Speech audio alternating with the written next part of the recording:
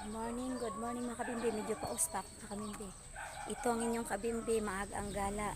Medyo paus pa talaga ako mga kabimbi. Hulaan niyo mga kabimbi kung nasaan ako. Ayun mga kabimbi.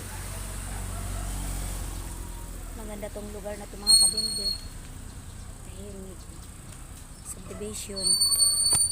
Tahimik siya. Ayun mga kabimbi, ang lawak ng lupa. Kante.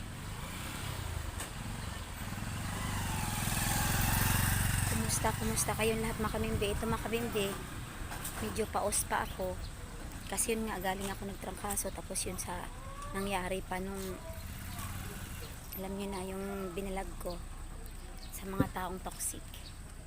Ayun mga kabimbi, ang ganda mga kabimbi ng kalachochi mga kabimbi na kulay red and pink.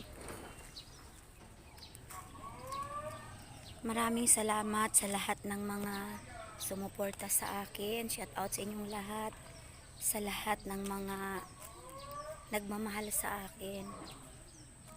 Shout out sa inyong lahat, sa mga nag-like, comment and share. Maraming salamat sa inyong lahat. Ito mga kabimbi, medyo paus pa ako. Alam niyo mga kabimbi, pasensya na talaga kayo doon sa binilag ko, pero hindi ko pinagsisihan, binalag ko talaga yon para malaman ninyo na mayroong mga taong mga ganon. So ngayon, harapin nila ang dapat nilang harapin. Ito mga kabimbi, ano pa. So ngayon mga kabimbi, tuloy enjoy ko lang ang buhay ko. Sabi nila inggit lang sila, mag-vlog din sila. Ayan mga kabimbi.